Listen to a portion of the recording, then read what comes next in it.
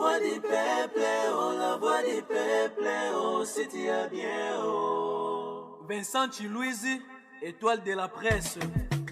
La voix du peuple, toujours longueur d'avance. Les informations partout dans le monde. La voix du peuple, toujours actualité dans l'actualité. La voix du peuple, maman n'a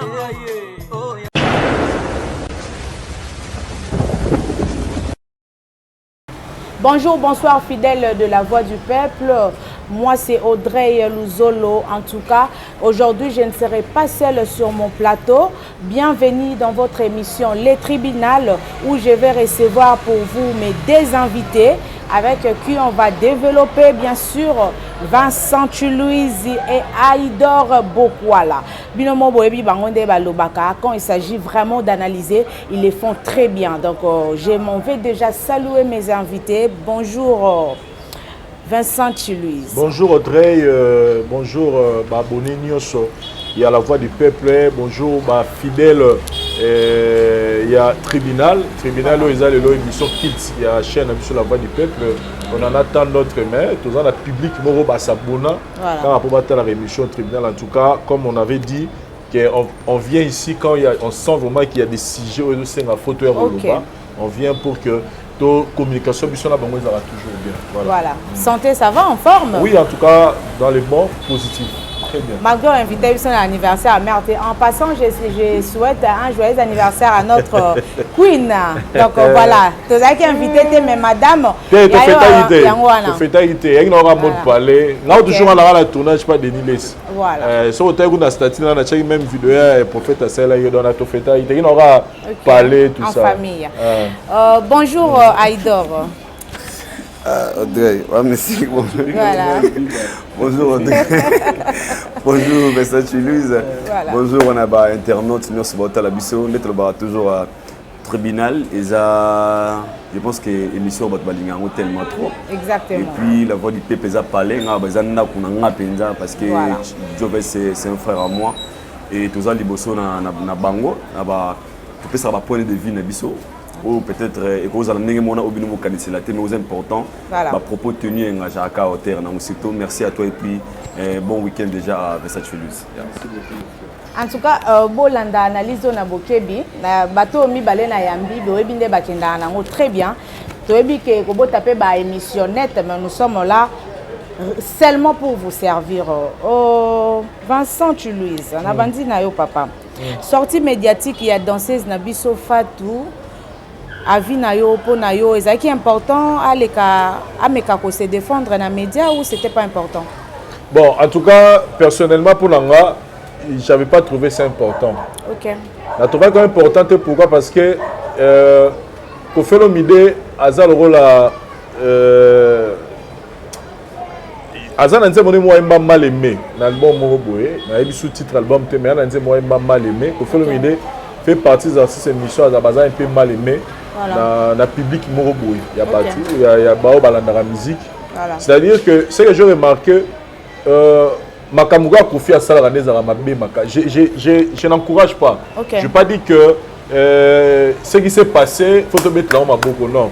Mais ce que j'ai remarqué personnellement, c'est que quand Kofi dans la musique à Congo, quand Kofi a ça dans la musique à Congo, quand Mouto pena dongo ils ont arrêté notre ça pena croix. Des barbares surtout sur pays donc mon prochain mon peut-être rebaga na Congo na musique et Rosa Kofi Olomide parce que ils ont appelé mususu na le bara je vais mettre juste na ba jugement na ils ont fait mususu salama na mboka na biso na ba musicien mboka na biso ba non mérité pena ba kangié à côté peu prison tam sous 40 ans de prison voilà et ba fait mususu les gars je pense que ba tout bateau landa pena makambo bien les canaux la télé les canaux ba musicien ba comprendre ba leader ya musique na biso Congo ba pena ba succès danger eza makambo ba sala ba sai sai écoute ba kosela makambo fiston sai sai ba kosela écoute makambo ya viola mais tout monde neni ba kanga sai sai lo kuta lokuta parce que oui na nenga justice il faut d'abord que zo mutu ba mapé pour ba lo ba yeba so ka za na tort so za na raison mais tala procès sai sai ba kanga ye mais ezala makambo sukutu ya bongo salama pena na ba preuve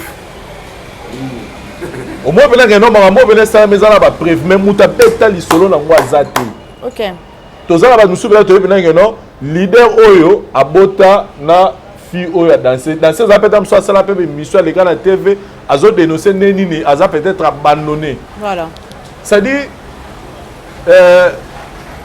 ezapela ba leader oyo bakufa pour la mémoire na bango na olobate mais to sala pe mission mususu au moins pe maman moko azaka pe danser zikala bota pe na ye dans soit se retrouva na ba position moko bata mususu aveugle moi na abandonné hôtel pe moi la ba yo sauter il y a des choses oyo do se passer dans monde la musique oyo ngapo na ngasko la molo ba mbi ah mais ce que pour anika Kofi OK pour Anika Kofi. Dans le clip mobo tout à l'heure, il y a Michael Jackson, hein? Okay. Star monnaie planétaire, aussi le nom de la musique à monde.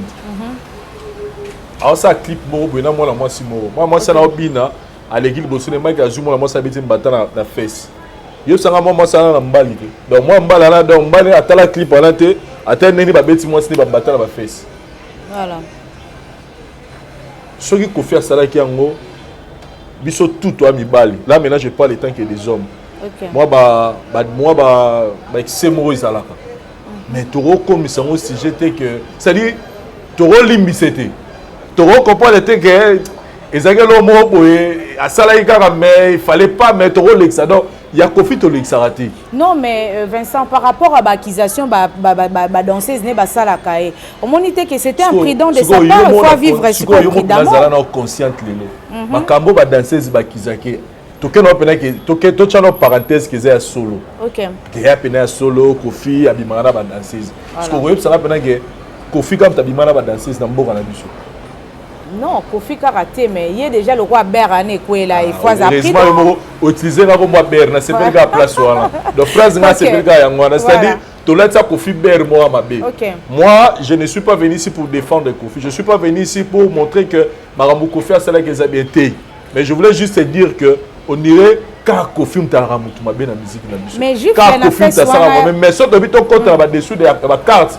to kuta que il y a ma bé oyo ezali ko mériter omoni bezi ya Maramou Kofi asali na asimbika mona mosona côté matama na ye wana asima omoni bezi esali il fallait sala marape na Maramou Soupé to yebi le capé pas ba leader mususu to moni pe ke ba pe ba fâché to moni pe ke Boketu pas sali live to moni ça dit tout le monde en fait pour nga dans le bezara excusez moi équilibré entre ba leader en musique na biso Congo et ça la raté que ceux à Kofi de to bimisi ba misisa na kingo to l'accès ni to bo sa ba la liste to taxi ni to bi ko sala ba ko protéger ba pour ba droit ya basi te ezala profiter ezala rapé ba mission soupe to yoka rapé soupe to yoki to mon rapé réaction ya ba parce que ça pas sai ezali kuta lokuta mais to moni nini ekendaka sikoyo ya bato musu to loba te poani non mais Vincent passez dans nos messages parce que bato ba ota la biso ba ozana posa base à l'éclairci na point haut c'était quoi le message en fait na gifle wana sur le face c'était quoi le message ya Kofi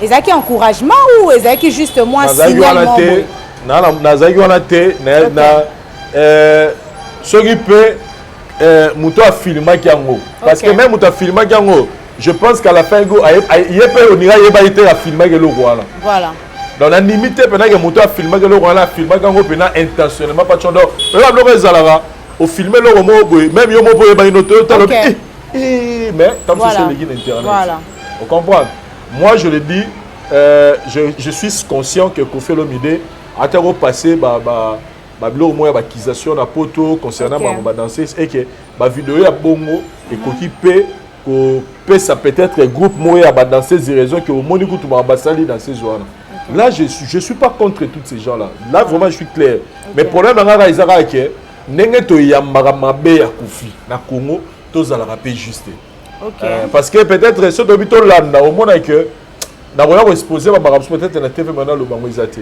mais quand même to za la juste Kofi Olomide la ramutu a quoi être humain a rose à peine à moi d'espacement moro boye bon biso tout comme la biso que les camo peut être sur saliango et tout ça battu Alidor ton avis dans lobby n'a pas si point de vue donc pour dire que nous on a moi si ils ont une importante à les la télévision pour faire sa biso explication moro boye et là on vraiment importante ils ont qui et rien c'est salami mais na biso bato to mona ra ya Kofi to ba peka ke ko faire nega mutu ane peka ime akaza pena ba rosa pe moi erreur akoko café mais so to mo pena photo tenare rigueur na ba geste tout ya sala makamto ya sala sege to za la rappel juste to ta la rappel o ba musu ba sala o mérite peut-être to lande la pena peut-être on est à banalité mais nous encourageons pas moi ça doit mériter respect na société nous sur la structure nous exactement voilà. Aïdor, ton point de vue? Point de vue nanga est un peu négatif à Jovens. Ok. Alors quoi? D'abord premièrement na oloba sur la vidéo de la serre et moi je pense que la vidéo de la serre c'était pour sauver Koffi Olomide. Ok. Crois-moi parce que Père Nangando bananga miso ko sarate o moneza yango. Ok. Nena mona bona monoza mona mwasi. Miso nangezo mona mwasi. Za mona mwasi vraiment. O lingo. Ok. O bi mana mona nanga so lobby mais o moneza yango na mona parce que miso les yeux ne trompent jamais. Voilà. Ce que nous avons vu les yango. Les eloko yo ils ont mabé d'être d'abord vrai mais l'intention de comment jouer rôle wana. Ok. Parce que na ndenge Koffi azanango na image va passer sur des danseuses sur des bouées. Je ne crois pas qu'ils sont vraiment ayeba qui comme abouenet anga alinga salango za la bouée. Son intention je ne crois pas comment ils na asatanda ki na eloko te. Peut-être sala ka na voix normale mais tout le monde qui tout par accident tout par nini ayeba qui peut être gravité na ngote. On a rolo ba ezali acte yo et pousser à tirer les sommes au makasi sous. Parce que Nathalie na RFI ba komi Bad Base, Nathalie Tina ba chaîne internationale ba komi kolobela série yango. Et comment OK déjà ma B. Ça pourrait aussi aimer mes artistes na étape mo parce que tu sais, ils sont en réflexion ba Ladies Fest. Au moins il y a comme tamo comme moi si et comme souiller mon mutute. Ba société à basi parce que beaucoup c'est que clair, les femmes sont beaucoup baza ba bise belé. Comme leur être moins faible. Voilà. Et Batebe ba ça association pour protéger la femme, pour défendre la femme. Acte nous sommes quel que la Syrie moi si doit téléma Syrie. OK. Alors moi je pense que la sœur à question a qui peut sauver ma image à Koffi Olomide. Pourquoi je dis ça? Les Arabes congolais m'ont crucifié à Koffi Olomide. Ka abiso. Parce que ba PC loko en plaire ma casse Zara abiso. Les logos les ganate obi un gire public. Ils sont fait de tout finanga permettre dans tout finanga on a balabala. Ils ont le droit normal mais soit la loi ils infraction. Exactement. Ouais. Mais toi, tu on a dit là, tu es baraté que un jour, somme de la moquelo ma bigo finga public qui on a l'État à aucun qui s'opère yango. Je pense que c'est même chose comme le pas Koffi Olomide. À minimiser peut-être acte on a zango normal. Oh à mon avis peut-être ça devrait passer.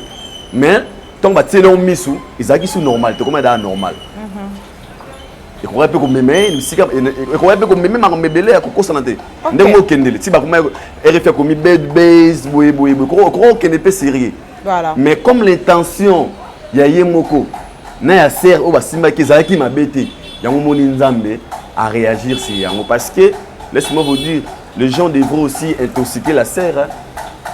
Il y a un peu de l'eau à serre na ko la mwe bon mate ba yele pe ba la rebelle ndeza bongo loba boye ba simba parce que déjà la réaction de la serre pour dire la vérité. Voilà. Donc ba simbi akamwaki. A surtout qui? C'était exactement un message. Abandé ko s'attendre na ngote en fait. OK. À s'attendre qui na ngote akamwaki. Akamwe. Ça veut dire que même rien que par la vidéo, il y a qui sambelaye. Voilà. Donc moi je pense que ça sorti une vidéo à ça qui wana. C'est vraiment une manière à éclaircir nos opinions que Ezaki yang po mingi bango sel banaliser mo tout ça habiter. Te akamwaki ayeba bekite boy basilika ki boy. Yango senga ki abima pour sauver. Pour moi je pensais que sa vidéo Ezaki juste pour sauver l'image de l'artiste. Pour le temps à lobby. 3 mois ne va pas gebelé, ne va même ne va RFI wana ba nga mona ki na page moi Côte d'Ivoire ba image wana babi. Regardez la fille à question oh Koffi Olomide ça qui baisse boy à démentir sur des propos à baboué boy. Ça déjà ça aussi sauver l'image pour qu'on comprenne niveau de justice. On a arrêté na wana za radé biloko. Et liboso zali faut mettre sa prudence dans Marmebele. Ils vont pas quoi d'accord Raman. 3 mois. Azam moto m'a ramené les gars inapercité. Moni arti wana. Laisse-moi vous dire. Na gagné na rep ami c'est moi boy. Na rep. On entend avec ta communauté. Na mona nenge aokanga ba danser ba foni. L'idée ouais. Kana kunkane na Kenya. na mona ve ma bina boyete boy. Mais comme c'est et non normal mais le ko la Kofi il est moins conscient que ayebi azali libata. Il faut comme autant on va prudence pour ne pas bon ko na ba piège moko ba boy parce que demain ça risque. Quel animateur soit 30 ans. 3 mois. Justement, il y a un tuna yo Aïdor. Nul n'est au-dessus de la loi. Très bien. Tom Ebeko Ebetaka et qui passe au rang tout niveau à Moutouté. Ebetaka il frappe. Voilà. Pour les lots Arkeli en prison, mais c'est moi souvent à 16 ans. Est-ce que vous comprenez? Donc maman il est comment serrer parce que Ebeko joue en haut. Alors pour ne pas arriver à ces points, pas seulement qu'on fait l'omidé, nos artistes ça risque aussi de détruire leur carrière. Très bien. Là, je parle de Kofi Olomide. Kofi Olomide, un jour, il y a un peu de fondé qui a viol. Pour série l'histoire, il y a viol peu bamoté. Mais Babalou qui l'a réécrit. Comment on série? Oh, ils ont art à mouquer. Ils ont mouqué. Demain, oui. Mais et quoi comme grave? Préjudice, c'est ça le problème. Comme grave. Pourquoi? Les lots congolais appellent ça un part. Imaginez que représente combien de minutes, mais dans ce cas 10 secondes pour nuire, pour montrer aux gens qu'ils ont acte à ma vie. Voilà. Donc, c'est qu'il faut remarquer sa prudence pour éviter le pire. Parce que au mis ce monde est s'arrêter. Il faut aussi savoir protéger nos artistes. Très bien. Là, vraiment, je le dis à haute voix. Parce que nous défendons notre pour ça, tout le monde, mais ce qu'on s'arrête. Mais nous avons bien sa prudence pour que cela ait comme rassurité. Mais deuxième chose, on va prendre à Congolais, il faut protéger nos artistes. Même dans des bêtises? Non, je ne sais pas. Il y a un exemple. Il y a un appel sur exemple. Il y a un appel sur exemple. Audrey, des fois, il arrive à la fin. Il y a tout fini en public. Mais c'est normal. Voilà. Mais ceux qui battent les gens, comme infraction, c'est un jour public. Mais et comme on va vivre, il faut que l'artiste, comment donc, au final, c'est normal. Mais ceux qui battent les gens, c'est comme anormal. Par là, je vous dis que comme il faut le dire, l'intention n'était pas peut-être ezala n'engé comme il voulait. Mais le coup la mibé que continue à Katiwana, bataille si biso qu'ils a activement comme la montée. Donc, faut prochainement éviter. D'accord. Quand je parle de protéger nos artistes, je parle de quoi? Dans mon dernièrement, notamment, histoire, il y a permis d'un côté. Si j'ai moi, il y a un côté. Il a fallu. Rapidement, ouais. Il a fallu pour pas. Où il y a moi, sinon, il y a ban. Oh, fallait bien Abbas, non, il y a ban à boué. Et ben, on va gérer la communauté. Toi, ma cause, on a une page à la Côte d'Ivoire pour traiter fallu d'irresponsable de père à la ban. Mais de vrai, c'était pas ça. Oui, il y a un autre Congolais. On a tout le monde, il faut protéger malgré nos horaires. Il faut des fois aussi protéger nos artistes. C'est parce que leur absence et que cause péka faillite na culture na biso. Azamoto, à salaire, bien sûr. Tu crois que bien sûr c'est rare, mais tu vois que ça on crédit ma casse auto pression ou était pour accroître Azamoto, ba croire pas au kangaye. Ni mangasa na sala na poto. Imaginez ba jouer ce que ba tesi ba activement ba 30 ans ou 20 ans. Qui n'a rien à compter comme on a Kofi absent na musique à Congo pendant 20 ans. Personne. Donc, parfois, tu es pour protéger la paix à Bissou. Si vous avez dit que on a parlé de ça, il faut voir, bon, la mawana, toutes ces cantines, tout pour c'est ça les Congolais. On expose beaucoup nos artistes. Tout ça va. Pour ces jours, avant RFS, parce que la page va l'autre tango. Simbi, il est Simbi, il est boy. Parce que crédit. N'a logo. Mais ça comprend. Si vous avez crédit, n'a mine pas jouer on comme mis sur Syriango. Ça devrait aussi détruire notre artiste. Mais la serre, moi je pense que vidéo naïe, c'était pour sauver l'artiste Kofi Olomide. Parce que l'acte, je ne vais pas louer César Mabé. Mais la serre, ça il a dit que il dit que l'intention avait peut-être pour à comme un niveau il y a comme mauvaise pensée Mabé. Vous voyez un peu. Mais sinon, protéger nos artistes, c'est notre artiste malgré tout ça, il faut toujours savoir pardonner. Le linge, c'est la famille. D'accord. Donc pour Aïdor, sortie médiatique, il y a Fatou et Zaki normal. Moi, je pense que c'était pour sauver l'artiste. D'accord. Vincent Louise. Tout ça, quand on a sortie médiatique, il y a Baba. Bastar na mais à part sortie médiatique dans ligne peut être le bien. Le beli mamba kofia que non mais on a informé nous que Mikolo na TikTok Singli le cœur a sali maman na succès. Yako sarana te. Yaka Simba asomba tukutuku ça dit Mikolo vena dans challenge yo na moni sali succès na TikTok le roi ya donc félicitations à Cindy Leker parce que dans Nzembo Kala, je pense que c'est dans 2013 album. 2013, mais Monique Lelo. Et la mousse, on va découvrir sous la balançoire, boulevard. Voilà. En tout cas, Vincent, rapidement, on peut la question au soulever point mot très important. Mais il fallait qu'il banda Kala zala quand même na ba page wana zala na ba compte wana ba TikTok, ba Instagram. Pourquoi quand il y a lobby et retardé artiste était? Il fallait soki nambele ba kufa. Il fallait soki nambele ba kufa déjà. Donc c'est important ça que ngongango ekoki sikoyo asali page soki na page TikTok na yokuta ala ba abonné ba follower rebelle soki na Instagram delo au-delà de tout elle fait partie de là ya bala basi oyo baza respectueux dans le domaine ya musique parce que depuis ba basi nini ba mema mala mandule ba chanteuse ba danseuse même que na mais au moins l'autre la chanteuse mon ambo na biso pe que soro moni Cindy bokoyele buzo baté quand même avant ça cette émission là Cindy aux appelants à moi di même ya retourner peu ba question moko boye et PCP kilo ya Cindy Leker donc félicitations à Kofelo Mbele pour la musala sali na Cindy Leker vraiment Wana vous avez totalement raison. Parlons du sortie médiatique qui a fait Rego là. Tout le monde a salé qui émission mona baninga na biso ya artiste du net. À l'obéli marambo ba bon chanteur. Tout le monde y a tangi combo ya Soleil Wanga et puis ya Malage. Il y a tangi Soleil Wanga, atanga qui ba Serge Mabiala, atanga qui a Gianni, atanga qui Mirage, atanga en fait nga elo na sepeli kara les ara que à région des gars réflexion la biso. Très bien, très bien. Donc là, satisfait. Très bien. Tant la Monique les padres. Ayokaka. À comprendre que non, biso to pesa un message na biso. Très bien. Et puis à comprendre que donc en fait biso to lobaki te que alobaki bukolo to comme na 5, c'est-à-dire que 5 on a bazali. OK. Yé pas na kati, mutobo yango zate et fait Rego laza parmi c'est de ça liste de grands chanteurs ya mboka na bon. Likamupé ya ba grand na ba bon chanteur ça peut trop relatif hein. Koloba po mutu moko tuna gyo grand chanteur ezana ni ba définition to peut ça va les ba définition selon mutu na mutu.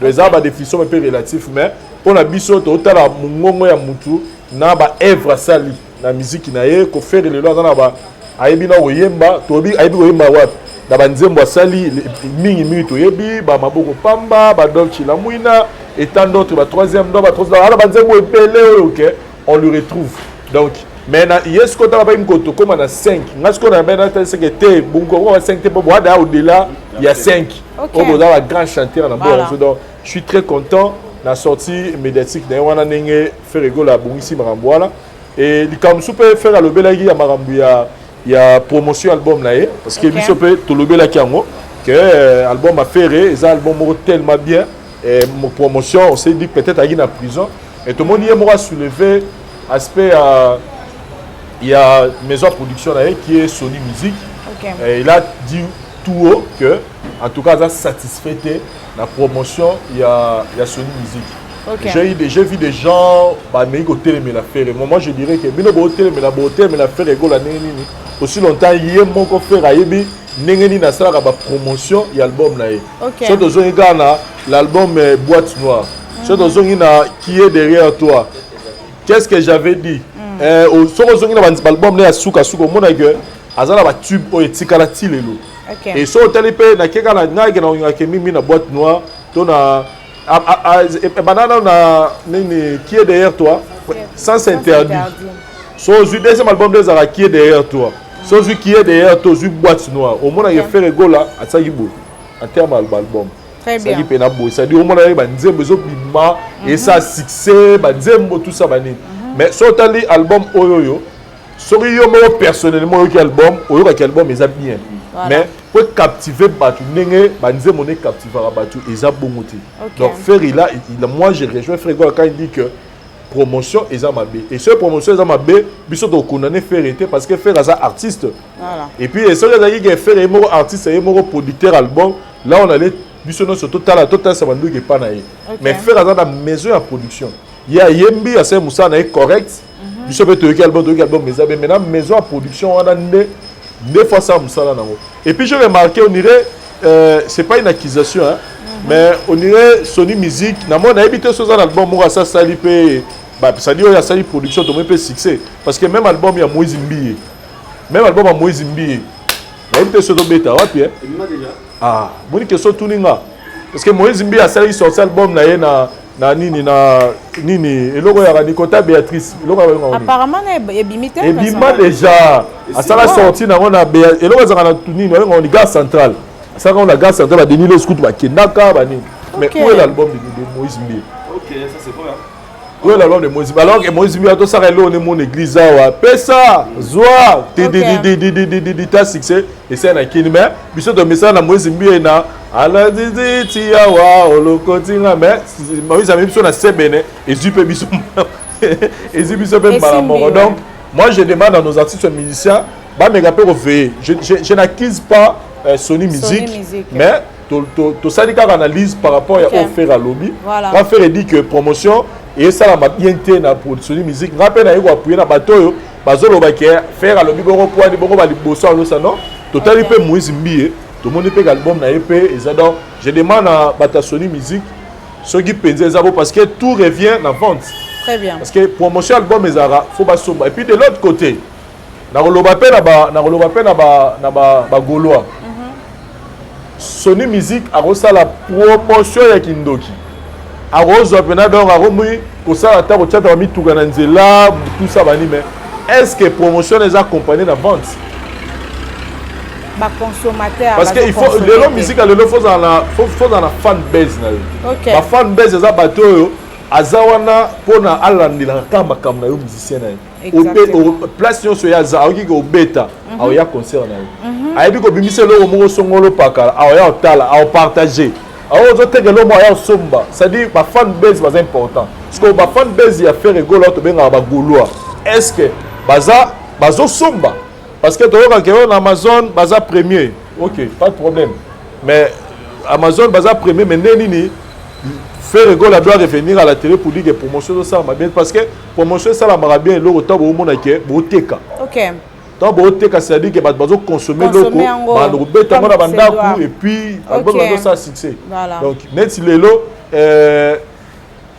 je dirais, je continuerai de dire que Héritier Watanabe fan base na ya biso à la République démocratique du Congo parce que consommer album à faire il y a Héritier Watanabe on continue au bêta donc charge nango oui Sony Music doit faire des efforts pour la mettre sa promotion mais bino pe wa fanatique à faire rigolo faut bosomba album faut bosomba pour l'artiste la bino pe à se retrouver faut consommer vraiment continuer ça là mais pour la faire rigolo les albums là et à Karamabo côté sera sentir que promotion comme ma place sur l'inglaterre à ça la ramener à ça la boîte noire na qui est derrière toi parce que ça est naïe oyo biso bato to linga musique d'ailleurs tout c'est OK merci beaucoup Aïdor ton point de vue je vais salobi ga toloba une émission tant que me bimagi mingi on va comprendre bete ba fingaki voilà mais non c'est la paix ba sur un commentaire ba merci beaucoup bandeko vous avez qui na raison. OK. Tu sais, c'est un grand artiste. Non, le baga, c'est les talents ne suffit jamais. Et faire rigolo à Zan ici que la musique à Congo. OK.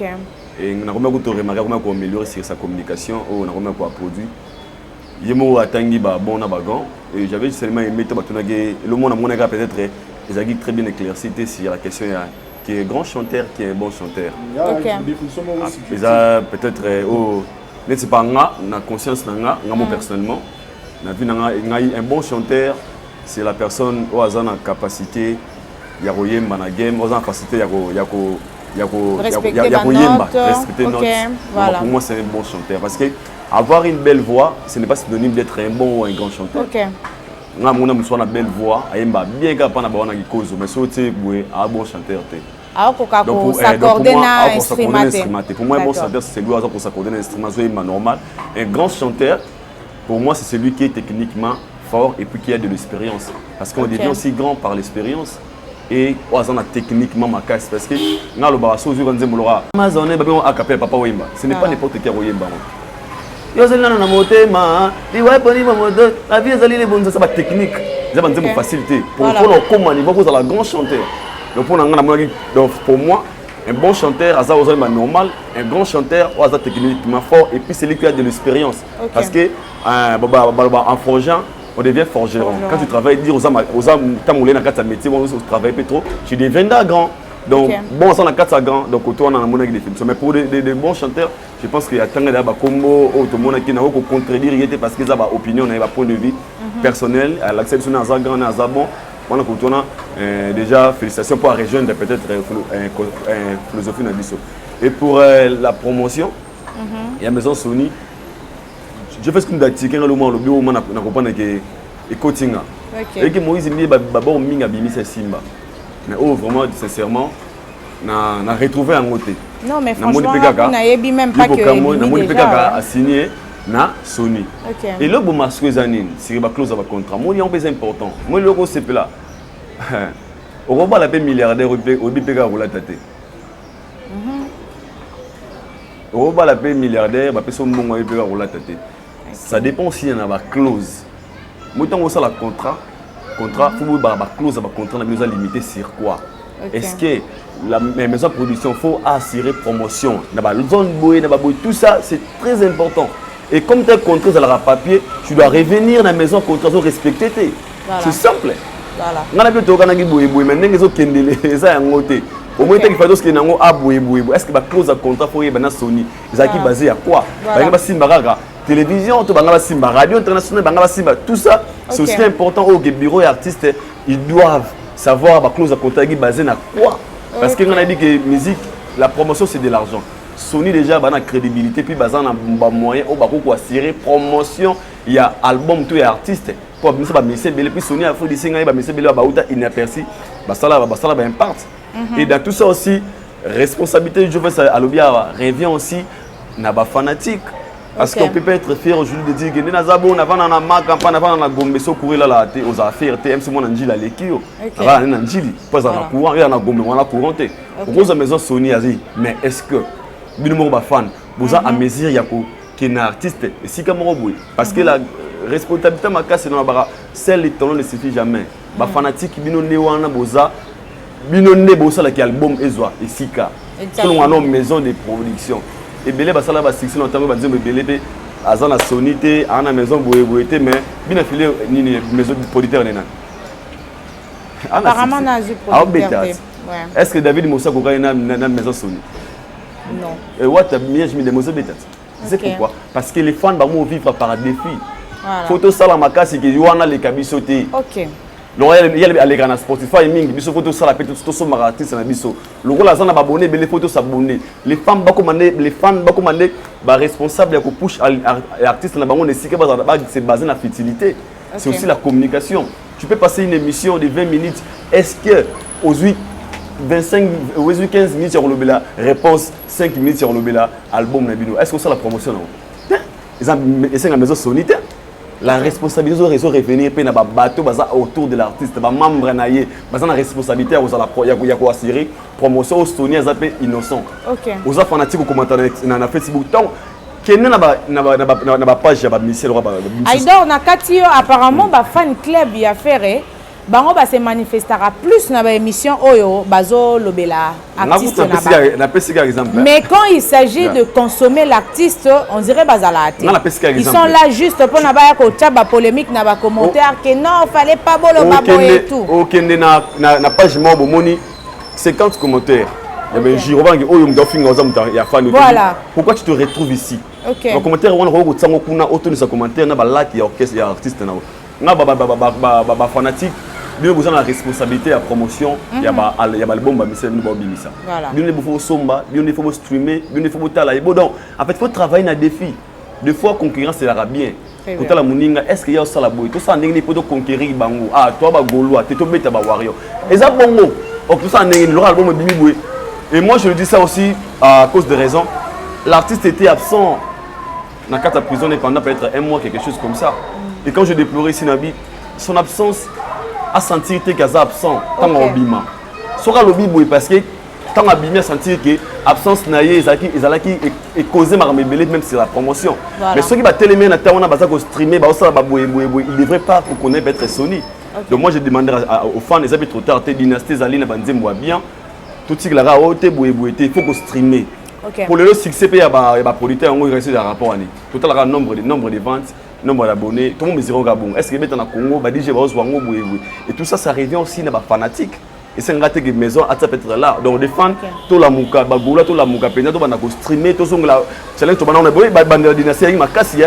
Ba défi à son minze mon Amazon na Spotify ba tena page à quand screenshot à tout son c'est le quoi tout m'attraquer le quoi tout ça soit artiste comme ça tant volume des oya et sentir déjà en plein non sinon bonne chance à faire rigoler les patrons. Merci Aïdor Naninga écoute normalement yo tikala na micro mais pas de problème Vincent à récupérer déjà. Vous a rapide hein de toute façon c'est là Aïdor. Aïdor tozo tikala kaka na sujet artiste à faire rigola par rapport à choix na à featuring au Alinga Salana Soleil Wang et puis Malage. Pourquoi seulement ces choix de Soleil Wanga? Parce qu'il est libre de choisir la personne qu'il veut à travailler dans Bango. C'est son choix et puis nous avons par rapport à la couleur. Ferraille a travaillé déjà avec Soleil Wang dans le quartier latin. Je pense que le roi travailler dans le quartier latin, il y a couleur, il y a Soleil Wang. Peut-être chanson Mozala qui Wang et Soleil Wang a assisté, sans dérange. Mais aucun amoni peut-être, je ne sais pas, permettez-moi de nous aura une dynastie qui appelé les ressortissants, il y a Wenge Maison Mère. Je ne sais pas si peut-être dans la communication bien. Je ne sais pas si c'est Zaïd Mayango, mais de toute façon, Soleil Wang Aza artiste et puis lui-même l'a dit Abi Oizali Kamouya Bayembi et comme ils ont reconnaître que Soleil Wang étant un grand artiste selon lui namona mabe promesa ngwana te aux importants bape ça le meilleur des ngalo baka artiste nyo sur dans studio au kanze moni kitoko na master ngamo biso na kusenze mona boyo osilika meto na ora na studio na ye moko neto bina ngoma ya nzemo décalé mama ba elengi mais surtout on a kina on a baka na oh tout cas bien pour nous tellement donc mon acteur ça a aussi mon guitare donc et alors se sentir convaincu de faire une chanson avec Soleil Wang parce que c'est un bon et grand artiste je le respecte avec une très belle voix Soleil Wang a pété yebi aimba bien et on a mon amour ba pèse sous couleur moi ya quartier latin et on a souhaité bango za bonne chance voilà parce que na opposé choix ya motuté c'est featuring il est libre de faire son choix et nabi qui aux important tous impatient ya koyoka Soleil Wang et Ferregola na ensemble et puis na ndo soyemba ya bo utaka njola kungana ba ko souhaiter m'descendre sur Joves sobe Malage soyemba ya bo pour moi permets-moi de dire peut-être choqué mais nous na okanzembo ya kota mutema na ngama kasi roi ya ngote bana musique ko banda pour moi je pense que ya nzembo on est à tomber moi somela c'est bêtise on sama na mutugo lobina boko ndanga opele nzembo zanga lufinga nzembo zanga jeton musique ko beba d'accord donc faire ce que ça les choix na bango pour moi je pense que ils a faut choisir pour parce que bon artiste et on souhaiterait aussi tout le monde a sous ça projet moi ça long terme à continuité tout le monde est peut-être bande comme sous ben bana bango donc si c'est pour que la comment dirais-je la critique congolaise à l'honneur na bon ngote parce que Ferregola benga Inosbi ben ba ça la featuring la chanson de Ferregola est invité Inosbi on comprend bon ce soit bengi Soleil Wang donc pour moi je pense que ça non normal Jovens voilà en fait la même question au Touni Aïdor a raison, Ferregola dans la vision mais Aïba que Azana Nyongo na biso ba sien fanatique à Réunion musique à maison mère. Apena na Nyongo. Maison mère pena d'autres, apena d'autres finga we place na ça. Be bana no mabe. Donc bref, biso ba fanatique à maison mère à Kala, toi la pour ça venir album moi. Dynastie. Tu as pour ça bon moi dynastie. Donc tu as besoin de sous Ferraille mama bien la côté babi nomba ya côté na suka selo na bil babwaki ça dit toze et puis et là on a on a habité sur ça là sur comme mikolo yo album il y a 13 titres générique moro 12 rumba na habité sur ça sur voilà en tout cas faire ko la pendant la senga na habité album non comme non est limité et tout est encore possible faire pena betam so banze mo roi Augustine ngali betam so banze mo la banze monito qui na maison mère na suka ba sebene nzembo ya limbonda comme na ya rasuni na solo la bien betam so banzembo wana betam so banzembo la rappeler non nzembo pene pedi bayalora badado ya Fanny fleur d'amour playback c'est-à-dire nzembo pene la pene ke bayembi badado ya Fanny ko c'est-à-dire nzembo pena yembami na suka pena bila pena aya donc c'est-à-dire faire revivre biso sous maison mère wana parce que des fois formule la binona et manquera biso tu dis que rozonga net mon arage wenge roro suko sangana jamais après 25 ans tout le monde va stade faire répéter en tout cas comme vous avez chef d'orchestre parce que faire c'est notre chef donc faire tant que chef na biso orchestre à maison mère il y a une charge wala tant que chef a bengisa ba nego tout balaka la première formule basa l'album c'est à dire elo biso to zela pena ya ngwala soleil wanga malade en tout cas lukela bangolo mususu na nenga mabete en tout cas bakota makambo wana te faire pena so sali boye et va redecevoir biso ba chef à la maison mère on va appeler Desi. Moni Maladji, grand chanteur. Ya ko sangana te ko to beti banza bo ulenga la banza bo repérer na mutu na lela. Ba vouloir même na franco. Et puis Soleil Wanga, grand chanteur ya Kindoki ya Dega. Muta beta biso na ba vocal et fracata abima meilleur. La générique sonné nini vocal na sera noirité niamugo donc ça dit il y a déjà album na banze mona sala kito ba fait de laurier donc Soleil Wanga route ezara harpo ne ba bara mutala mutunzamba yebi ndenge na pambole la mais so to bika na ndenge ya tala ba Soleil Wanga ba ba to pe tamsu ba rozala na ba niveau moko lelo bazati parce que ayebi ko yemba ya liboma ça dit mais na ko yemba nyoso ya Soleil Wanga na ya Maladji en tout cas faire ko sa mona album a dynastie aluke la ba wesika moko boye o ya ko chaso ya sala album moko ko benga susu batu mususu abenga la ye mais en tout cas la dynastie na biso to lingi na biso ngoro musuta pa ba se à maison mère. OK. Voilà. Donc Vincent est un peu jaloux par rapport à qui fanatisme to lingi na biso te to lingi l'album na biso te alingi sanga na te en fait là Nevi ko Rolande émission oyo donc Joe Vince azolobela ba fanatique tout ya wenge do yenda azolobela bango donc représenter bela ba la maison mère voilà. to lingi na biso te. Merci beaucoup Vincent. Toye na stade de martyr. Il a fallu Poupa. Apparemment, Yemoko azo se battre pour Nelo Kwango. De tout le monde a soutien à ba musicien mususu, ba artiste mususu, ba mais un peu coach mettre dans la patte. Ba c'est les mois promotion, mois pub, ba mais un peu ko lobela ngwa ta na ba chaîne mususu ou ba chaîne na bango moko to mo Nelo ko wana te. Apparemment, Yemoko azo bunda kaka na promotion. Bon, premièrement, on a s'adressé à biso bato to sala lelo ba surtout média pe les sous biso bato sala ba émission en ligne YouTube neto bengaka au moins YouTube il y a 5 ans passés ça différent na lelo lelo YouTube est commis et eu place munene na média na biso. Il y a aucune organisation qui peut se faire aujourd'hui na mboka na biso sans que ba sala appel na ba YouTuber.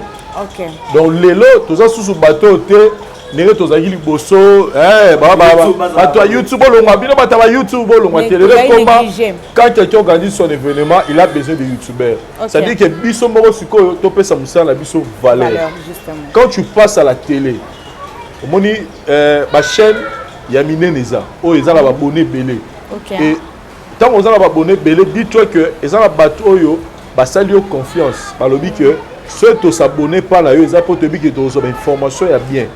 Comprendre. Là, je m'adresse plus à Ndonabiso et à Elenga Congo. Tracy na Pro, la magique. Je m'adresse à Bango pourquoi parce que lelo, moi je suis fier na Bango na monara neni ba évoluer. Très bien. Vous comprenez? On a fier na Bango.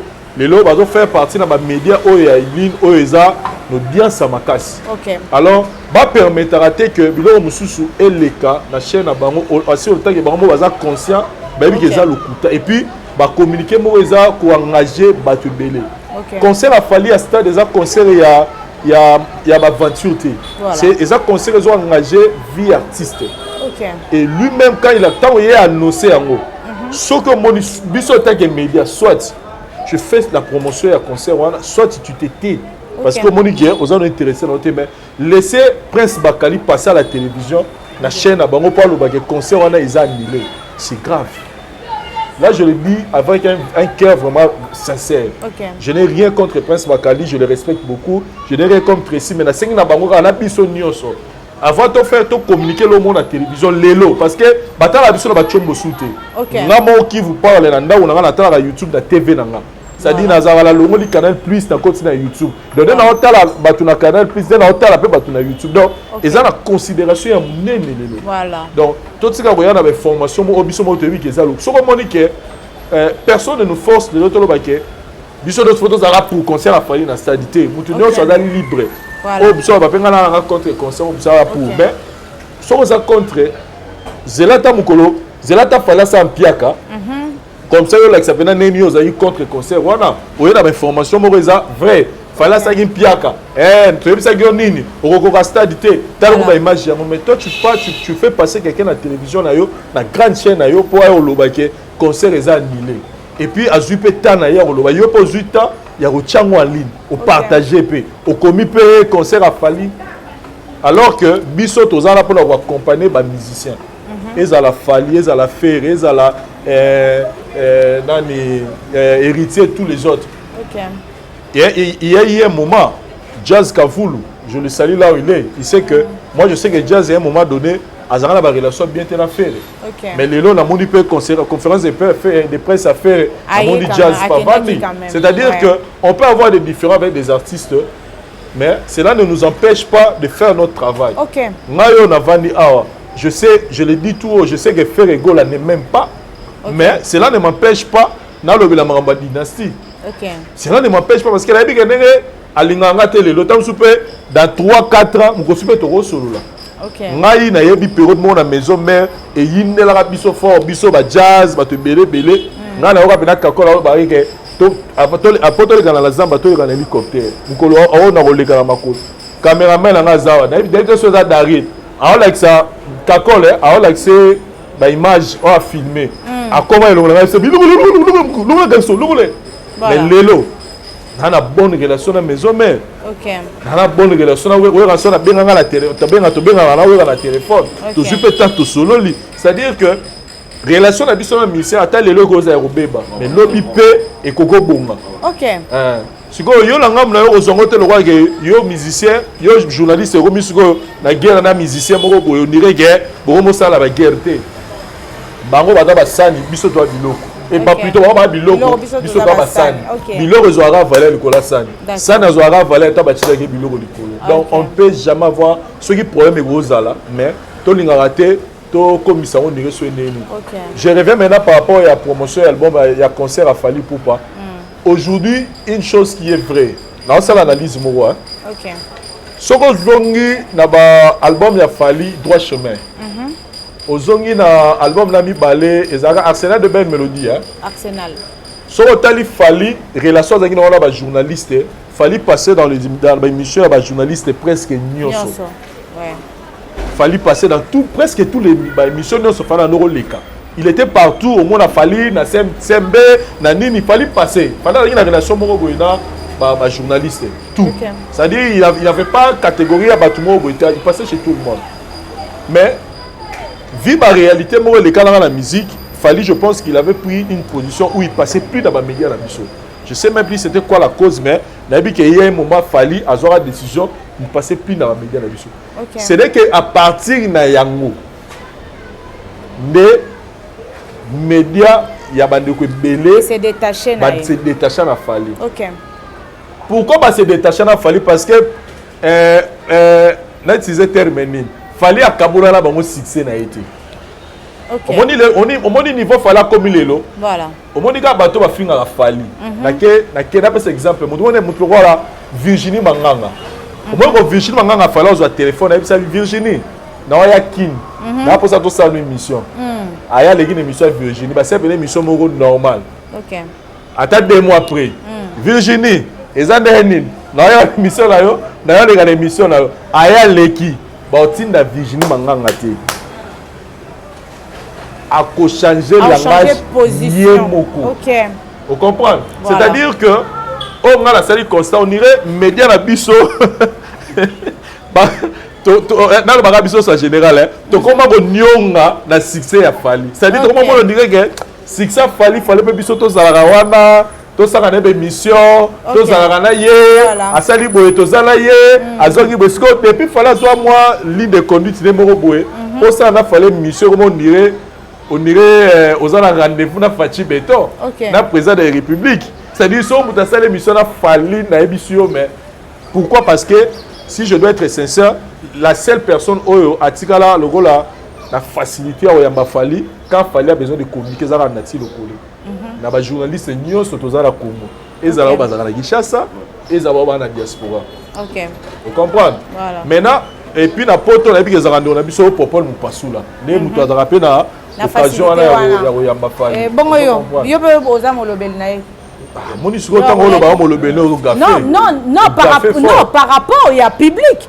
Non, journaliste, mais par rapport à ma commentaire, public, par rapport à la vérité. Non, mais fallait pas qu'on y ait pas, non, c'est pas un problème. Eh, tout solo là bien. Faut le barrer bien. Faut pas le barrer battre public. Public on va barrer là, mouta fallait ça public on barrer ba fan affaire. Non, mais on mon le fan héritier, ba fan ya. Donc mon ba fan tout oh bazara en guerre na fali. Voilà. Ta ba mon ngala o ba na on ni ba mérite fali ne ba ben ngala mouta fali. Donc faut pas y être que journaliste na maille le toza lango au côté là. Non, quand j'ai dit mon lobeli, donc veut dire aux journalistes, il peut aussi passer par na yo. Peu importe la position na yo. Na donc écoute na terrain wana te. OK. Terrain na donc na ngo za que et là qu'on a se développer la mutema ya batu. Que on dirait fali azala susu penana hein azala susu na mariage tena ba chronique na ba chroniqueur na biso parce que ezalaki même et ata fali on les gagner émission la yoté mais au moins à chaque dimanche porte-parole il a fallu à la télévision alors on peut sa message c'est-à-dire que tu sens que même si tu n'as pas reçu Fali mais tu as reçu au moins son porte-parole mais ce qu'on Fali pendant mon porte-parole on peut aboma depuis Alain Zamba qui n'a des photos voilà depuis Alain Zamba qui n'a poto on peut porte-parole et Koufa c'est-à-dire et puis il a mis ça tout Fali on peut sous ça la page Facebook naie comment la tala battu belé kuna balanda makamne fallait reposter photo ka siko au bimé aux zones beaucoup de 10 000 personnes ba imam 21 000 30 40 encore beaucoup tina ba 100 000 personnes ba imam vous comprenez c'est à dire que cassure ou nécessairement entre presse congolaise na Fali yango et boti tima et tima ne comme que journaliste tout place à ça. Je dis en général, c'est pas tous les journalistes qui sont dans la position, mais dans le cas il y a des gens qui na rage contre Fali. Voilà. Et ça que si manasko au monde est mutango aomata sko bino besoin compagnie été. OK. De fait besoin compagnie été sko et comme on peut tamutema mabe morobo. Et comme benage neto za bena msupe na msupe bala muka bena tonga semeninza me fala ça la piaka na stade. Tu imagines même tourner dans les États-Unis qui en parle? Personne. Parce que là on dit ba robeta li solo na tango c'est le a filmer les biso place au batu ba yagite atie na page le monisco presse mimi batu ba mimi au moni yeboye ouais donc ça dit le fait que fallait n'a été sur comprendre na le ba donc était sur na expliquer bien média en fait le bela fallait seulement quand il y a l'échec média il y a biso à Congo comment plus que la échec qui a fallu. Pourquoi? Parce que fallait partager na bango gloire na yeti. OK. Omoni mutuluko la na repère ces exemples mutuluko omoni mutuluko héritier Watanabe. Aujourd'hui héritier Watanabe azo bénéficier na apport ya média na biso côté positif. Pourquoi? Parce que héritier aza ouvert na mutunyos. OK. So ben héritier na mission na yo. En tout cas, à ça l'effort à mon anaïa. Le lot so héritier donc na poto à celle mission tala ba jazz ba de belé azongi na kina donc émission yango même so qui pas bien héritier le bic est bon. Désormais, na remet un peu trop sélectif na émission. À rejoindre guerre médiatique parce que fallait do subir na minute et guerre médiatique. Pourquoi? Parce que médias na biso va sentir que Fali n'est plus avec nous. Fali n'est plus avec Fali ne compte plus sur nous. Fali a ça makamnaï na ndenge na yaza makamnaï. Parce que média comment peut na position morobo. Parce que le lot à la sincère à part bateau bazo s'abstenir. Dans moi 2 ou 3 personnes quand même dans un discours positif envers Fali. La plupart ba ndeko na biso lelo ba koma vraiment dans langage morobo zo sentir au moins même bolimbisanga. On sentit même la conférence de presse par exemple il y a fait. Hein?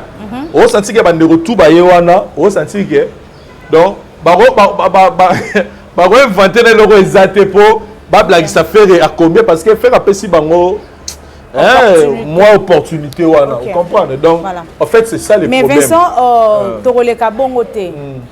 Ozomona te que quelque part les autres sont artistes étaient du fait il y a repona et pas un anikoleka. Les autres sont artistes étaient les autres comme na posa peut-être batouba mais quand un peu qu'on médiatiser que ça la paix promotion artiste par rapport à stade de martyr. Mais on dit que batebele bazar réservé. Non, il y a parce que on doit se le dire. Et là batebele ba comment retraiter fali d'orgueilleux. Et ça suite car babilo ko toujours soulever awa que non, ceux qui ont traité mabe akoyate na émission na yo. Ceux qui ont kuna lo clashakaye akoyate. Donc du coup, moi je pense que ba artiste na biso fali poupa abanda kotala ba catégorie ya bato wana te. Donc genre lokola olobelaka été akoya pe na émission na ote. Quelque part réseau mais un peu ko kitisape moi artiste na biso côté promotionnel. Non, fali poupa elo engelo baté que fala de kaka na média kaka ya bato ba faut oyamba fali c'est que faut lo bambaka bien fali. Non. Ce que j'ai bon par exemple biso on ne va taxer biso que tu as failli faire ça na carrière na ya TV depuis parce que nous on a commencé avec la télé qui me toyeba na biso te YouTube de soumis biso le to comme ba toyeba na ça dit que na carrière na ya YouTube depuis na bandi YouTube na 2013 ti lelo na yamba fali ka mbala moko et puis to sala pe na fallait mission te que mission pe na que to yé to sala fallait mission par où Zazam t'a filmé mission na to ya la biso makamususu. Mais Marambo Toré Solana yé, tout le monde est tellement intéressant, tout le monde est après ça soit à 10 minutes, tout solo la 10 minutes à des bottes émission. Donc officiellement la rôle au banan on a soit maintenant émission te gagner na ça par exemple na waze quoi mais est-ce que cela m'empêche ya ko reconnaître ba mérite à Fali parce que solo bina ngapongo même dans l'album là au solo ka Fali boyinga na lo batake siko na lo ba qu'est-ce que moi je suis chez Fali parce que mongo il y a des gars foot il fallait foutre à biso mongo ils étaient libanga ya la raté émission to ça pourquoi parce qu'on est vrai. Parce qu'on est vrai. La vie, faut la vraie, c'est-à-dire il faut pas faire des choses parce que tu trouves ton intérêt à l'intérieur. Non. Quand il y a intérêt alors pas, il faut ça la moussala na yo. Vous comprenez? Et là on a après ce conseil na bandon na biso oyoyo, bah comment la rage envers Fali par rapport à la position de la biso azo. Fali azala mayele. Azala ba raison na ye oyo à mon avis que il faut jusque là azala na presse mo un peu trop sélectif. Que tam sous souci veut communiquer doit passer chez Nati, toi chez Popol Mupasso là wala ezaye. Mais biso na ngam na biso aza fierté na biso. Moi je suis allé à la Côte d'Ivoire dans un monde neni ni fallait aza fier azo ça la succès na mboka na. Eza fierté na biso. Vous comprenez? Donc position a Fali ya Fali ya ngote ko affecter attitude na biso. Que to c'est la rage Fali ngola échouer parce que jusque là oui, Tolobeli tourné à États-Unis à Fali. Journaliste Moroté a fait publicité à concert à Fali aux États-Unis. Journaliste Moroté a Zuita là il y a Rolobela à Senga la Batubo que nos comptes à concert à Fali aux États-Unis mais sur le talib banda fallait que États-Unis tilelo. À la place Moroté à Yeboé Mutazate Batubo ça va plein. N'était son nom le Biso média. Tozu position Moroboé qui est Maramutu fallait ça la Biso tu en occupes en côté. Toi c'est la rame golosa li kama mabende to yeto to s'attaquer na. Mais ce que mutango pe banda ke tourna américain na ye. Alors ça ba carton. Siko voilà. Biso ndeto to comme onyo quoi parce que to comme onyo nga bo c'est la échec ya mutu mais mutango zo percer kaka. Pour place nga la za yango wana. Parce que lelo il a fallu azana fan base. Au moins on benga ba warrior, ba pena ba vrai warrior. Ça dit pour la warrior a fallu ba ya mabe. Et puis alors moi ba ça la confusion, ba ça ba warrior a fallu za ba o ba za na Congo té. Ba za partout. Fallu ne bon on avait ba concert aux États-Unis wana ya ba congolais ba ya ko taraté. Na Mindele. Mindele na lukutu té. Moni Afrique mobimba. Ba ivoirien, ba camerounais, ba zambien, ba tanzanien, ba nani. Ça dit ba Afrique mobimba. Oh non ça se retrouver na Itawana a oyo ko ta concert à Fali. Ça dit fan bezo fallait créer à créer à cause de la force ya réseaux sociaux. OK. Force à réseaux sociaux, nenga za fort na ba page na ye na makam na ye, lelo fallait à kotika TikTok, ça même pas une année 1 million. Pour mon que fallait dans la fan base. C'est-à-dire c'est pas foncer l'application mo boya. Micro hein comme ça. Ah écoute non. C'est pas foncer sous application mo lobby. fali so ya koti parce que azana fan bezoyo balamuka pena donc mon ndeto na mala tongo sameli nzambe donc warrior azala so sameli nzambe si ça sur téléphone à côté na page ya fali fala salini ce qu'il faut partager à partager vous comprenez c'est-à-dire que biso sikoyo so to bito kota na jewana to bano nyonga kaka fali yango déjà ana kiniawa j'ai appris que ba marche moko sala sur les 24 boye ba warrior ba to sangana j'ai appris même qu'il y a ba dusu ba uta ba libanda pour ko taka concert a fali donc niveau fala za lelo a facilité même kuto ba visa il paraîtrait donc pour dire que si réponse tapé sur eza fissure wana salama mais biso na ngabla biso tozala tosala musala biso avec tozala loyal au moment de cela faire égola qui m'aime ou pas s'il faut parler du bien de faire égola je vais parler parce que na yebi ke lobby pe go bonga vous comprenez donc tozala loyal na musala na biso et osala bien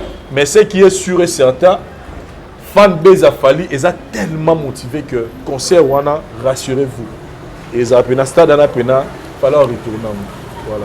On le souhaite en tout cas pour notre artiste parce que apparemment déjà non ateka combo naie ateka déjà combo naie ateka kaba produit naie comme il se doit yemoko to mona kae wana zo sala ba challenge naie donc vraiment fallait alinga succès quoi alinga vraiment succès Aïdor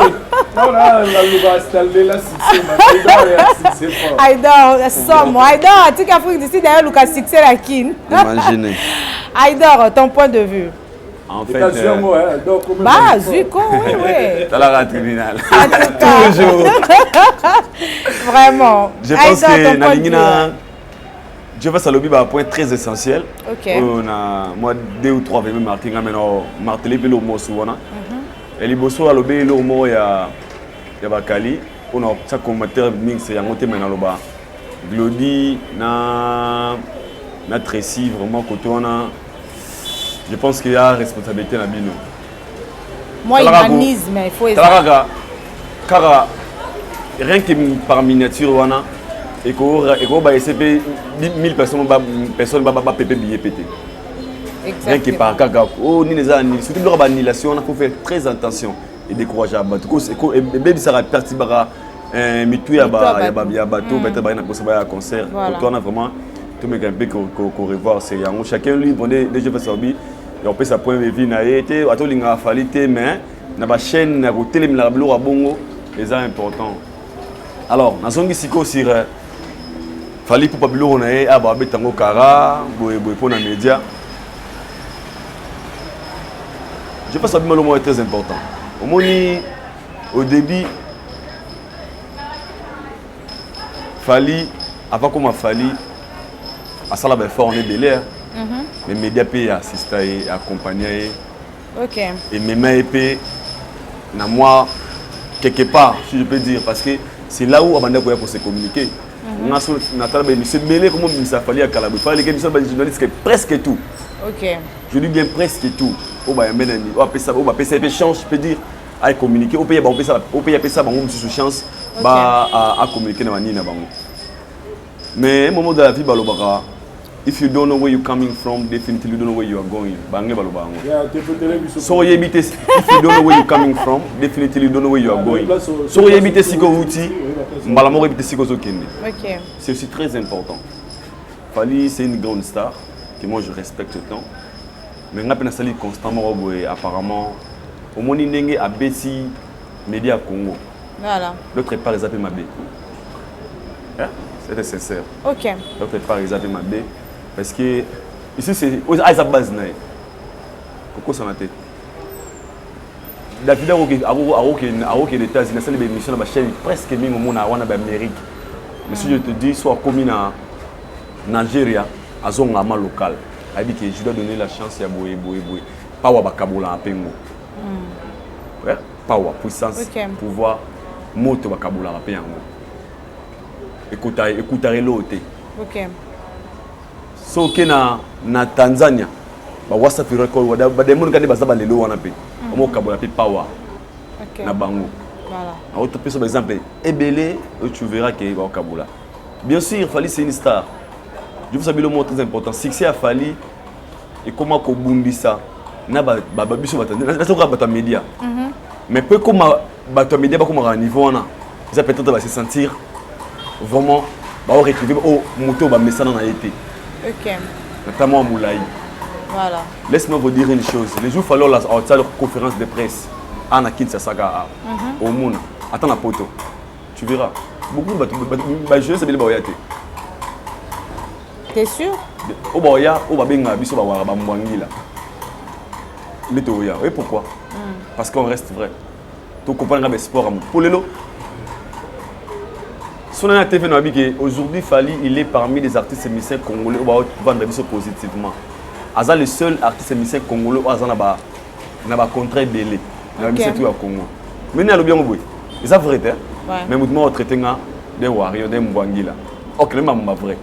Et ça pas de comme ça ba bina ba bi que ça yango mais bazana courage au bayango te. Pourquoi? Bah c'est santa négligé. Bah c'est santa délaissé. Bah c'est santa on dirait l'artiste a corrompé sa bango et si ka ba mérité. Manque de considération en fait. Bon, je veux dire manque de considération. Fally c'est notre star. Moi je suis fier de dire que nous vivons époque à Fally Poupa. OK. On vivre dans l'époque il va profiter. Il y a comment quand je parle de profit, bah profiter ça les légendes mais succès la série on a ça succès que ne ba Zak ba Santa qui ba faut que ba Wenge ba Zak ne ba beta tolo wa Wenge. Ba Zak le ba Joka Kabengele, ba Francis Kalombo, on ba Lubango. Pas nous. Ils sont ba légendes, ils sont vivre époque où il y a Lelo, il y a Fally Poupa, nous sommes fiers. Il y a héritier Watanabe succès à moto où on a zawana pe ya bango. Les autres ça peut être héritier micro. Nous sommes fiers. On a héritier Watanabe. OK. On a yamba Fally Poupa. Voilà. C'est aussi très important. Et moi j'ai remarqué, j'ai constaté une chose, c'est que l'artiste a coquille au Kaboula pas ou en est suscité pas bande de média. Ce qui n'est pas aussi mauvais pour notre discipline, mais ça fait ma bé. Mais ce que nous avons sincère dans le quoi. Pour que nous peut-être comprendre la philosophie dans le belati. Aïdor, excusez, naro bakisa moi eloko na makambo lobi wana. Artiste pour nakoleka na émission ya mutu. Il faut moi calendrier mon repère carnet d'adresse ndebi so to benga. Je ne pense pas que artiste Fally par exemple a compris qu'on se permettre koleka na émission à n'importe qui. Quand tu parles de n'importe qui, tu veux dire quoi? Non, en fait, moi débutant moi par exemple autant la émission Marie. Azo maîtriser musala na bien. On a Kofi Olomide. Au Kofi Olomide qui do kenda poto. Ou bien Marouche Azana na mito. Ou bien Obi Vogue magazine. C'est Marouche qui dit je ne me trompe pas. OK. Lui ce temps qu'on fait Alobane bon, Marouche Azana. Azana. Agena bino poto te veste monene. Faut pas voir la vie aujourd'hui. OK. Fallait avoir une émission peut-être ngana avec le roteur. À cette émission ngana pas bendinga. Ça me demande quoi? OK. Pour ça ngana la vie bon côté. Faut amonter ça la boyebo. Non. Si tout le monde a vie bongo, tu peux ta chance na bateau boya les loter. C'est comment donner la lumière à une personne. C'est une personne qui est rien, il y a quelque part voyez on PC moto. Par vous comme peut monter mon boy. Laisse-moi vous dire ça. Peut-être. Donc par là je dis non, par là si vous voulez peut-être au CD dans la tête. Par là je veux dire quoi? Ceux qui artistes à combien un niveau. Il y a éviter peut-être des émissions belé. OK. C'est peut-être par des raisons personnelles ou peut-être au yayebi. OK. On a condamné la bigue, la personne va faire, mais on a condamné ba choix ya mutu tena ma décision na yé. Parce qu'il y a mutu. Ce qui arrive peut-être à une émission où il y a ça le constat que balinga ba tirer poison. Je pense pas qu'il va encore revenir. On a ngano to éviter. Toi Monique émission sur laquelle on a sur cette émission on a mais mangana boye na polémique il a trop d'éviter. Mais c'est là et l'ingol baté qui a longola peut-être considération na bande ko wana. OK. Parce que c'est important, faut la vérité. Voilà. Parce qu'aujourd'hui au Congo, laisse-moi vous dire la vérité, je ne sais pas s'il y a 10 je ne sais pas quoi Fally bien un téléphone. Je crois pas, laisse-moi vous dire la vérité 10. Je dis ben au Congo. OK. On a un bon terme sur la main très bien que bah Fally je ne crois pas. OK. Là je dis sincèrement, on a choqué bah monsieur Balim Bisanga. Et comment après on déranger? On peut me prendre des sangones, mais c'est bon qu'on a bien, il faut être fier non. OK. Et batu wana sko oyo bakoma mtema belora baza vérité. Bakoma pousser bango bakoma ko ignorer ba espoir ya mutu. Wa ba benga ngosko l'ignorance c'est la lâcheté. Ozaki ndoki. OK. Mais singa siko. Si la télé marana bango mille fois. Bana Congo na kuta na Fally.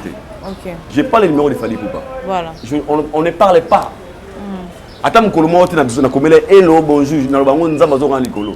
mais permettant à la télévision il fallait pour passer king. Non, non, c'est la vraie. Parce que actuellement c'est lui. Les espoirs qu'ils ont ça les a ont mérité. Maintenant conscient que côté moi peut-être à négliger ça n'engage que lui. Mais quand pour la carrière, pour la on est qu'on a conseil, c'est aussi important d'avoir des très bonnes relations dans les médias. Parce que la communication c'est comment? Moi ni mutum sous sakolinga Jovensité. Ako ratengo pas Vincent, mais Azio pas Kenny Piana. Ako ratengo pas Kenny, Azio pas Franck Stemay. Ako ratengo pas Franck, Azio peut-être pas Migueniema. C'est très important. On a message na kopé ça. Pour les autres, il faut mettre stade des martyrs. Azan a besoin d'appui na biso. Tout. Exactement. Je dis bien, Azan a besoin d'appui na biso. Tout. Avant d'appui na bango, il faut pas se sentir intéressé. Ils doivent intéresser les gens. Ils doivent intéresser les gens. Batouano va se sentir laissé. So bengi bangote, moni concert les venef ezali martyr boy. Qu'est-ce qu'il faut tout ça dans la promotion? Ça va rien changer. L'homme si vous appelez artiste peut-être le bureau. Ah leader batouana te. OK vous cloué maman, pourquoi ça n'a été? Mon père me disait une maison de 10 étages je go tonga mapana 10 ans mais jour et bouka na bouka na 2 jours. So traiter pa ndako ko. Et c'est ngaté que babu kongo sur 10 ans. Et c'est 2 jours ou une semaine mais toi même pendant 10 ans. OK. Des fois faut aussi aider l'artiste. L'entourage naïf. Fali a besoin de nous comme nous avons besoin de Fali. Besoin de nous, c'est pas seulement Fali aller dans l'émission mais aussi on a senti que non, je suis journaliste dans un pays de Fali pour pas non. Ah, je dois animer biso. C'est tout. Donc, se sentir un peu impliqué dans l'histoire. Impliqué dans ma camouille artiste. Voilà. Est-ce que le bureau de Fali associe aussi les médias tant on fallait dans l'activité? Il faut se poser des questions. Question mark. Pour moi, au nom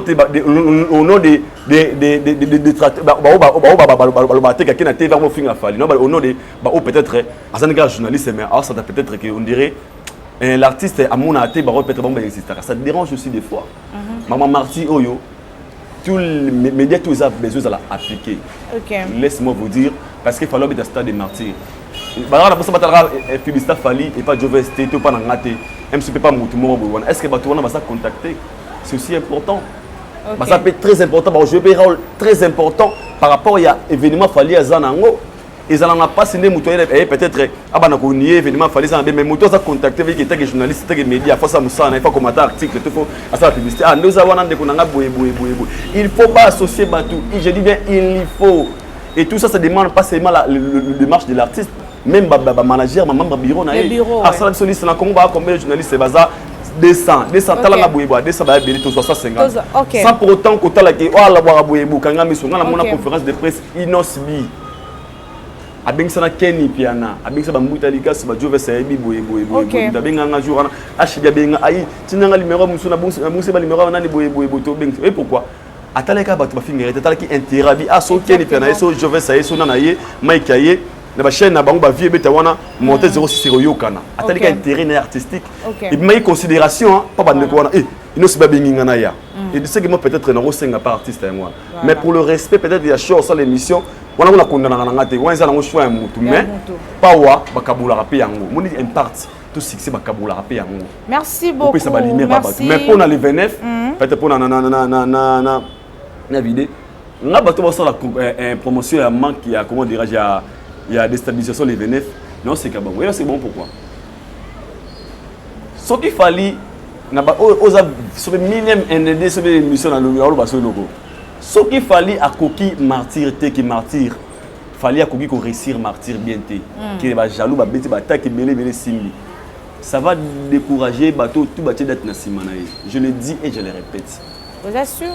Oui. Et pourquoi? Fallait que tu aies joué ici, mais bon, pour Azan a succès, Azan a tout, ils ont mérité que tu aies stade, on a tout, sauf rien. Azan a succès, bah dis-moi, bani. À Aigle, à la génération Lelo, avec ta musique, il y a des tendances. Donc, ceux qui m'ont gomba lingara, maman, la musique mingala ta reina, amour, il a des fans partout. On a des fans de la ministre, au balinga Naza, balinga Cliblack, bah on va payer. OK. Paris, par balinga Bouba, bah on va payer Fali. On a fait mon balinga vraiment. Biso nga linga la tunga français te wana okobomanga bamba chérie e bana kinga sadi sokuso batakuna bachango toza Donc c'est que on a la chance de la retourner sa martyr. On a sorti si vous bitumé qui magasin ça ici en côté au nom de cette génération et qu'on décourage na ba wata na ba fait rigola. Wata a son non on a vu bon pourquoi parce que ça précurseur. C'est lui qui va oser. Donc dans cette génération crois-moi que Fally Ipupa a ça précurseur. Et puis Aza obligé à retourner sa martyr wana ngai. Non ba ngomé fois. Étant que Congolais, énergie na tselara wenge ou ba mikolo ba vena biso. Moi énergie wana na triplé yango pour Fally. Pourquoi? Parce que non on a ceux qui a réussir martyr et encourager irriter et encourager faire et encourager innocibi et encourager bien affilé na fa prégas ba beta martyr wana. Voilà. Donc oh toi aza jeune, toi osama jeune. Que l'esprit na ba toki martyr simbate c'est que oza motema mabe.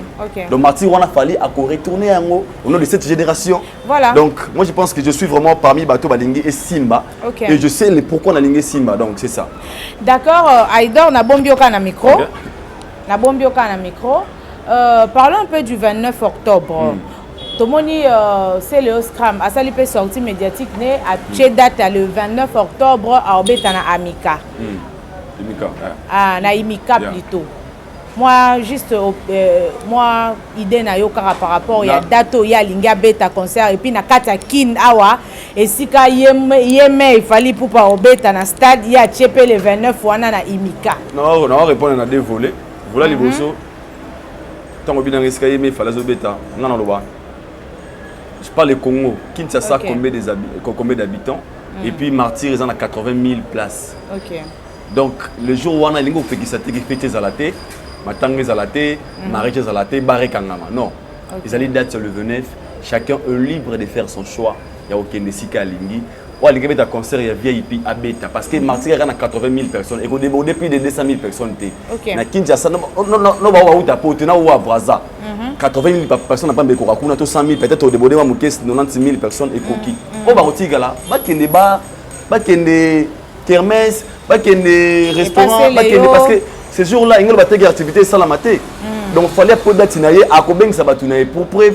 Des fois, il y a des concerts qui sont en Moussuna, na Poulman, Moussouza Boué. Ou à mon qui a la musique, il fallait aïe. Ou à limite aïe, mais et puis ça a activités à la Wana. Donc c'est une date consacrée qu'il fallait pour pas non. Et cette date historique à musique à Congo parce que Aigle va retourner le stade des Martyrs. Mais c'est là que les joueurs yo perdu.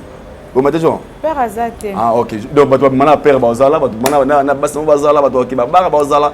Donc ils sont simple. Mais deuxième volet Zali, tant que tu as commentaire ni mon na page Nemo. Pas commentaire. Cab insulte hein. Cab insulte. Il a compris la communication, il a compris les Congolais. OK. Il est parmi les artistes émissaires congolais sans tube à succès, mais la personne son nom est encore en succès.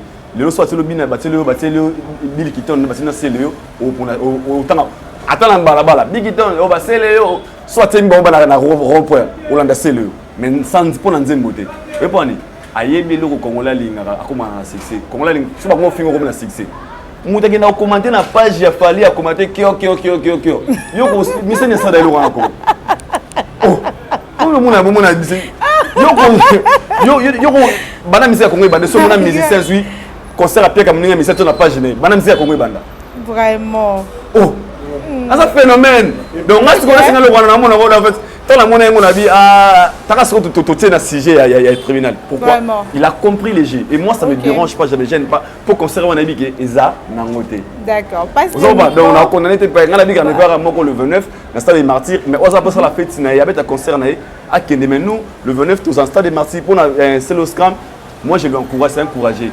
yeba ndimanga mikolezo ya bakobanda ko associer aba no sala ba promotion ya ba activité ya ba compagnie ya ba produit ouais asa influent parce que aujourd'hui ba tala raye balanda raye na komo so na anglais mususu na zoye susu na anglais ma ya faute na mutu mo ba accompagner raja congolais donc c'est tout. D'accord. Joe Vince, est-ce que il cambosé le asali wana za diembela en tout cas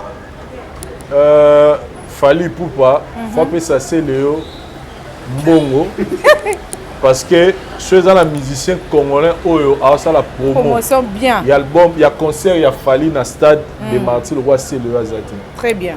En tout cas c'est Léo au moins à ça le mot très positif.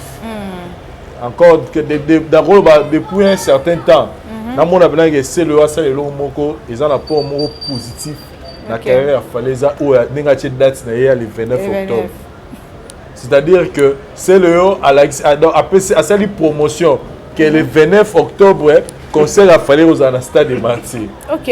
Donc on les a promotion moro ya kusaranate. Le 21 les a moqué. C'est ça moquérité parce que il combien de warriors au pe wanolo ba ke ils sont dans la direct qui be nerogi c'est leur betalité. Toti que la jotate. Photo zala. Voilà. Photo la examiner que Joe pena que les fala ba pena na ba warrior pena to zala donc era ba tumsu ba se décider ba utata musu ba matadi ba uta ba bomba ba mwanda pour riga c'est le patch le 29 abibo photo la examiner que c'est le pena donc aux agé logo t'es pas fallu. Voilà. Donc moi je pense que c'est le ne fait que apporter un pierre dans le concert il a fallu pour pas d'abord en vouloir y être en ça la promotion il y a concert a fallu donc voilà et mutam dans la stratégie nae et va fallu battre panneau et puis stratégie nae acheter le bail le 29 octobre et le 29 octobre na mkaza promo il y a concert a fallu voilà Vincent la nomination de musicien à Afrimawa. Oui, bah Michel Abisso baza nominé na Frimawa, baza vraiment belé. Fali, Nosbi, Gaz Mawete, nani sous na Bossani. Donc bah on a Abisso, il est temps. On m'a appris que à partir de lobby le 25, il va voter sur Banda. Donc bah on a Abisso cette fois-ci, il y a eu même des dans nombre de bateaux baza nominé depuis Frima et Banda et Zala na noté. C'est pour une première où pena ba fongoli pena va tu pena ba ngola ba fruit d'ici donc et vous avez un événement encore plus monene que ba oyo ba sala sima donc et puis il y a vraiment une grande représentation à Afrique Afrique de l'Ouest de l'Est Afrique centrale donc en tout cas ba fanatique il y a ba mission à biso et puis ba mélomène là-bas il y a bonne musique donc ne peut pas voter ba mission à bino dans différentes catégories oyo ba tchétché bango je pense que peut-être dans l'émission prochaine il y a peut-être dans la catégorie ango pour tout le belango en général mais déjà le 25 oyo ba voter zo fumama va voter pour ba trophée na mboka. Est-ce que okoki ko sunga pe bato ba voter comment le faire parce que la prochainement to lukato sur information pour to pesa bato mais déjà ba le 25 vote à Frime bani. Pas de problème. Aïdor. Ouais, tu vois ça le déjà. Bonne chance quand on va nominé et moi je demanderai aussi à Baptiste Msusu. Pour ça rappel fort Moni Rose peut trophée mais Kozaka nominé déjà. Nominé c'est ça. Et joueur. Voilà. Au bête l'histoire non écoute rappel. J'étais nominé en 2020 on a Frima nominé à Torata car nominé on est ça la vie ça la bien. Et tant beau ça la musique management beaucoup ça va Monsieur Msusu pe. Là directement je m'adresse à ma management c'est Hérité Watanabe, c'est ce que j'ai constaté. On dirait artiste a beaucoup plus nominé na ba trophée, je sais pas la raison, mais je sais que nous avons un management, ba me un peu côté la façon il y a management na bango qu'est-ce qu'il faut, est-ce que méthode de 5 années et puis il y a bien affilé aussi. Voilà. On a ligne ba management na bango ba me côté la peau, ça fait aussi partie à crédit artiste. Il y a moi fierté que au gros on a ôté mais fait que comme côté la liste pour publicité on est les gars na Congo té. Et les gars pas sud-africain, pas camerounais ou na pays où ba ministère va nominé. Comme tabu ça on a congolais comme nini après le compétent Instagram, sur la Facebook et ça fait du bien mais sinon bonne chance à nos artistes va nominer et je pense que Congo et que ça l'honneur toujours un espoir que va trophée pour revenir na Katsamuka donc Vincent Louise. Voilà. Toleki na accoutrement tomoni photo mo ya Rebochulo et sali buzz na ba page et sali buzz accoutrement wana batu babi mais a commis déjà moisi à moto et puis déjà la mère d'une fille. Comment Kokiko s'exposer même si on artiste mais jusqu'à ce point Vincent. Bon si go Beyoncé wa bien la biso ba concert nous toi ta ba maillot de bain. De toi nous ba la maillot de bain. Maillot de bain maillot de bain. De toi nous ba la la ba si go Beyoncé ba concert et tout. Oh ala thérapie mo ba ile pe mo na pe Jeza bati. OK. Aye pe boy pas abeti pe Beyoncé pe mbata na ba fait so ko fait mi ngambu pas abeti pe boy le kito lo bani. Voilà. Ezara biso ba congolais to ba na biso ba kapelinga terre moko to ba bantu moko swini c'est ça être une star, il faut savoir choquer aussi les gens. En tout cas Rebo aza na nzoto na ye nzambe asala ye kitoko Inosibi aliaka biloko ya kitoko Inosibi alingaka boye te alingaka koyoka boye te so mwasi moninga kitoko oboyo ondima akotuna osepelaka na ye bopona mponaka mwasi ya kitoko posepela na ye wi Rebo mwasi kitoko Rebo alakisi biso kaka biloko Inosibi aliaka ezalaka ya kitoko donc voilà a choqué les gars internet wana eza kwa masangu c'est-à-dire bomoni kaka masangu mais molei masangu Inosibi. Ok. Voilà, Aïdor, ton point de vue. Je vais à lobby. C'est une Mm. star. Et moi, je ne m'étonne pas dans un circuit pété parce que Rebo, c'est une star à la base. Et avant, Inosibi a comme une star. Et puis, quand Inosibi a Rebo Azali, elle restera Rebo.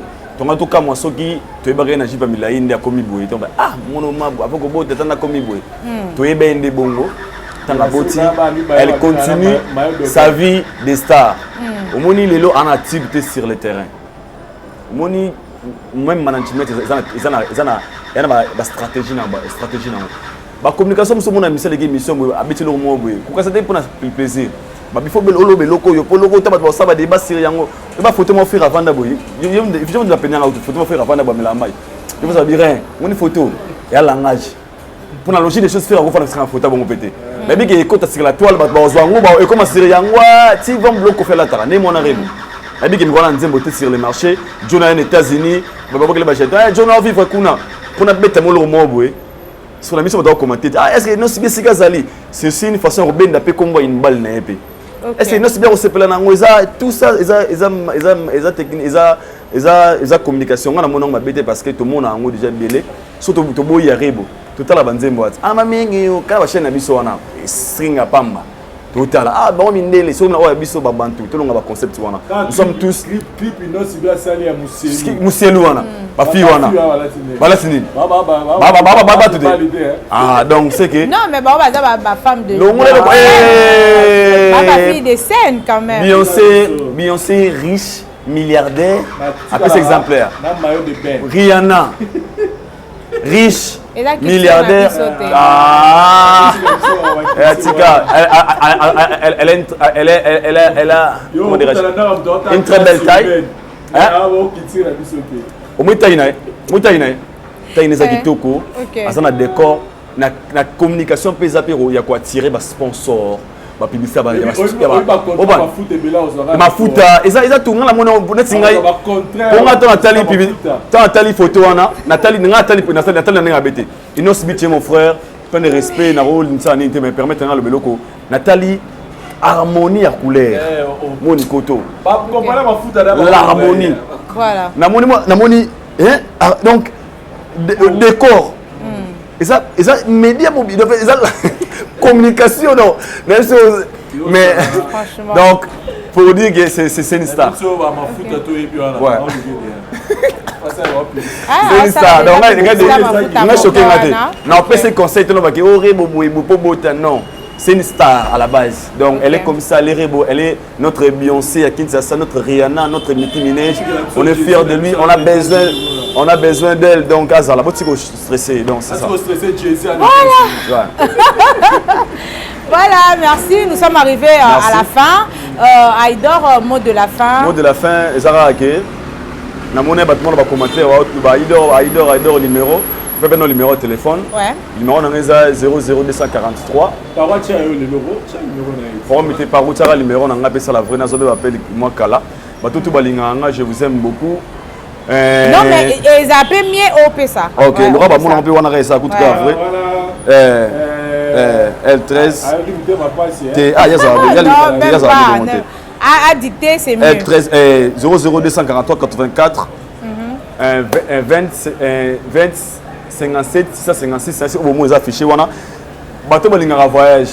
Je veux ça no bora bien mituka na bisko agence de voyage za moko L13 Travel agence transformateur à rêve Nabino, on a pour voyager Moka tout père au Dubaï, au France, au Belgique, ma visa de titre au Canada. Il y a sûr ah on a commune à limiter na 8e mairie numéro de téléphone les ali 082 39 19 306. Donc 082 39 19 306 au Bengi.